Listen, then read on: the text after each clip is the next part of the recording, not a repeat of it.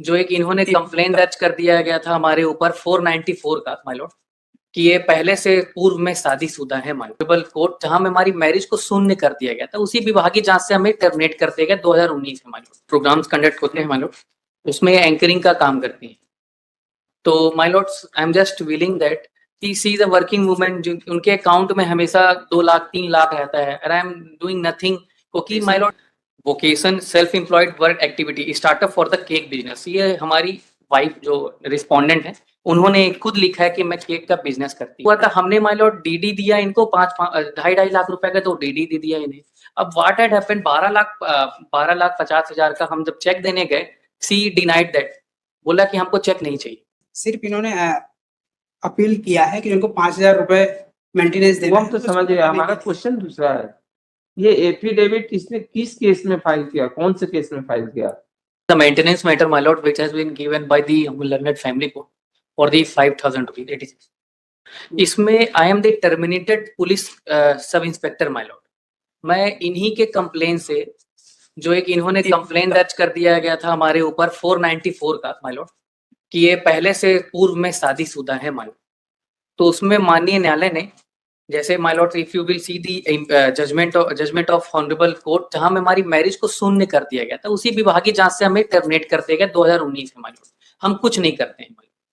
और अगर आप देखेंगे माय लॉर्ड कि जो नॉन रिस्पोंडेंट हैं हमारी वाइफ माय लॉर्ड, उन्होंने she is a working women my Lord.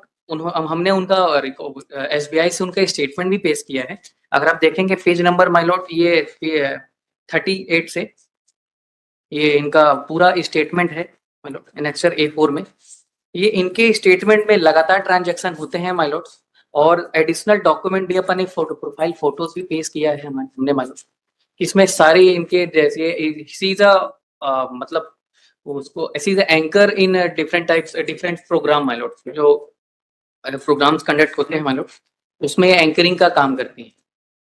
तो my lords, I am just willing that कि she is a working women, उनके अकाउंट में हमेशा 2 लाख 3 लाख रहता है, और आई एम डूइंग नथिंग। क्योंकि माय लॉर्ड, एक सर्विस ज्यूरिस्प्रूडेंस का ये है कि अगर आपको किसी विभाग से टर्मिनेट कर दिया जाता है, तो आपको किसी और विभाग में नौकरी नहीं करती। I am doing nothing my lord, she is a working women. वो उन्होंने अपने स्टेटमेंट में kindly see my lord annexure A7 my lord, annexure A7 में हमने दहेज मतलब धारा 13 का एप्लीकेशन लगाया था, जहां पे उन्होंने खुद लिखा है कि मैं एक इस बेकरी का भी काम करती हूँ। आपके page number my lord, annexure A7 में है my lord, A7 page number 32, page number 32, page number 35, page number 35, brief description of the nature of business profession vocation self employed work activity startup for the cake business, ये हमारी wife जो respondent है उन्होंने खुद लिखा है कि मैं केक का बिजनेस करती हूँ। ये बिजनेस जो हमारा था तो शादी के पहले का था, और जो प्रोफाइल उन्होंने पेश किया है वो शादी के पहले का था। शादी के बाद से इन्होंने इतना टॉर्चर किया, उसके बाद से हमारा कोई वही नहीं है माय लॉर्ड। ये इनक्लोजर जो होता है माय लॉर्ड, धारा 13 का, कि अपन जो होते हैं सब हुआ था। हमने माय लॉर्ड डीडी दिया इनको 5.5 लाख रुपए का, तो डीडी दे दिया इन्हें। अब व्हाट हैड हैपेंड, 12,50,000 का हम जब चेक देने गए, सी डिनाइड दैट, बोला कि हमको चेक नहीं चाहिए। ये धारा 13 का अगर आप देखेंगे पेज नंबर 52 में है। हमने 2.5 लाख रुपए का डीडी दे दिया इन्हें, और 2.5 लाख रुपए का फिर दे दिया। 12,50,000 रुपए की जब अपन चेक देने के लिए गए, माय लॉर्ड से डिनाइड, बोला कि हमें और चाहिए।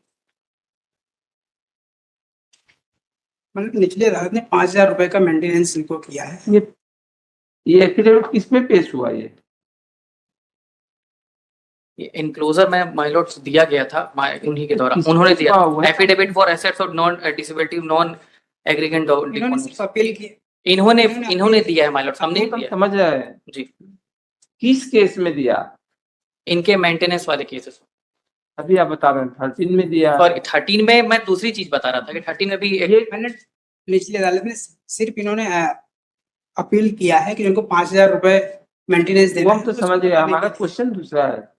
ये एफिडेविट किसने किस केस में फाइल किया, कौन से केस में फाइल किया? बता रहा हूँ। इसमें माय लॉर्ड हमने पेश किया था उसमें 125 में फाइल किया था ये वाला एफिडेविट जो इनक्लोजर वाला है एनेक्चर A7 में, और जो एनेक्चर तो कहाँ इसमें कैसे इसको कनेक्ट किया जाए, उसमें फाइल किया था? इन्होंने फाइल किया था माय लॉर्ड। वही इन्होंने, हम आपके लिए नहीं कर रहे हैं, मैंने इन्होंने उसको फाइल किया था, उस केस का ये एफिडेविट ये कैसे कनेक्ट करने के लिए क्या डॉक्यूमेंट है, कैसे आप बताएंगे कि एफिडेविट उसी में फाइल हुआ था? माय लॉर्ड इसमें तो ऐसा कुछ लिखा ही नहीं है। नहीं होता है ना, मतलब आप बताएंगे ना कि ये एफिडेविट उसी में, ये रजनीश नेहा वाले के उसका है, क्यों कई केस इनके बीच में चले हैं, तो ये किसमें फाइल हुआ? इसमें जैसे इसमें लिखा है माय लॉर्ड का अंडरस्टैंड कि section 199 of Indian penal code, Indian penal code का मैं लाइक वो तो नीचे का फॉर्मेट टाइप के दिए, वो होगा तो वो होगा। ये मैंने ये बता, हम ये पूछना चाहते हैं, ये एफिडेविट उसमें किस केस में फाइल किया? ये लॉर्डशिप 125 मेंटेनेंस का जब अपन केस चल रहा था तो उसी समय रिस्पोंडेंट ने फाइल किया था, तो हमें वहां से प्राप्त हुआ है माय लॉर्ड कि उन्होंने माननीय न्यायालय के समक्ष दिया था। अभी किस केस में दिया था इसकी अभी इसमें जानकारी नहीं है। और दूसरी चीज माय लॉर्ड कि मैं भी एडिशनल डॉक्यूमेंट पेश किया हूँ, अगर आप एडिशनल डॉक्यूमेंट में एक बार थोड़ा सा नजर, एडिशनल डॉक्यूमेंट में माय लॉर्ड ये see the anchor my Lord, celebrities के साथ इनका सेलिब्रिटीज के साथ माय लॉर्ड ये परफॉर्म करती हैं। ये बताइए वो 125 कब पेश हुआ था, कौन सी डेट को? 125 माय लॉर्ड ये हुआ था लॉर्डशिप 12/6/2023, 12/6/2023। नहीं है वो डेट, आप गलत बता। जल्दी बताइए, हमको दूसरा काम भी करना है। वो 12/6/23 इसलिए सही नहीं है आपका डेट, क्योंकि जो आप एफिडेविट बता रहे हैं वो 30 अप्रैल 22 का है। यदि 23 में कोई केस फाइल होगा तो 22 में एफिडेविट कैसे आएगा? 23 का ऑर्डर है माय लॉर्ड, इसमें एप्लीकेशन नहीं, हमने हाथ आपसे पूछा कि कब फाइल हुआ, ये सब चीजों को तैयारी करके आइए फिर बताइए, तो हम फट से उसको वो करते हैं। क्योंकि ये जो है, ये जो एफिडेविट जो फाइल हुआ है वो जो थोड़ा पढ़ने में नहीं आ रहा है, या तो 30 अप्रैल 21 या 30 अप्रैल 22 है, 22 भी मान सकते हैं अपन, चलिए ठीक है। तो फिर वो 125 का वो कब हुआ फाइल? 125 का लॉर्डशिप इसमें फाइलिंग का तो इसमें जिक्र नहीं है, बाकी इसमें नहीं, ऑर्डर पास नहीं है, इसमें ये नहीं मालूम पड़ा कि ये एफिडेविट कौन से केस का है। जी हेलो, न तो इसमें उसका केस नंबर दिख रहा है, वो नहीं, कैसे इसको कनेक्ट करेंगे उसकी, क्योंकि आप इस एफिडेविट का यूज ये करना चाह रहे हैं कि उसने अपना इनकम डिस्क्लोज किया, डिस्क्लोज, ठीक, ये हम देखना चाहते हैं कौन से केस में डिस्क्लोज किया, तब तो हम उस पर रिलाई करें ना। ठीक है माय लॉर्ड। अब एक चीज और मैं रिलाई करना चाहूँ, बिकॉज लॉर्डशिप आज रिकवरी के लिए लगा हुआ है।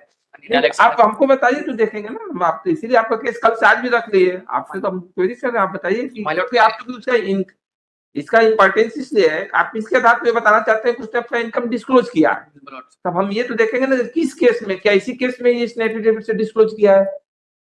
ये कनेक्ट करने के लिए कोई कहीं सबको कुछ नंबर नहीं दिख रहा है, कैसे नहीं है ना, कैसे हम इसको कनेक्ट करें उसको? इसलिए आप इसकी डेट लीजिए और उसका वो डॉक्यूमेंट वो करके आइए, फिर हम इसको वो करते हैं। लॉर्डशिप इसको मैं मंडे के लिए जो भी वो, मतलब आप उसको कनेक्ट करके आप आपके पास कहीं से कनेक्ट कर सकते हो तो बता दीजिए, हमको तो नहीं दिखा कोई नंबर कहीं इसको इफ माय लॉर्ड में लाओ, इसको 10 मिनट में दे दीजिए माय लॉर्ड, 10 मिनट। अब हमको अभी दूसरा काम भी करना, आपको इसलिए एंड लास्ट में 10 मिनट दे दीजिए मैं, अब वो पास होगा। अभी हमारे पास आज और भी काम है, आप इसको कनेक्ट करके बताना पड़ेगा ना कि एफिडेविट उसी केस का है, अभी तब उस पर रिलाई कर हमको ऑर्डर लिखवाने में तो बताना पड़ेगा ना उसको कैसे। सर इनके अगर क्योंकि आज रिकवरी लगा हुआ है माय लॉर्ड, ऑर्डर हो जाएगा तो कोई इन्फेक्शन हो जाएगी कोई, इसलिए माय लॉर्ड अब बिना उसके कैसे कनेक्ट, आपको इसमें टाइम दिया, आपको कहीं से कनेक्ट हो रहा हो तो बता दीजिए आप।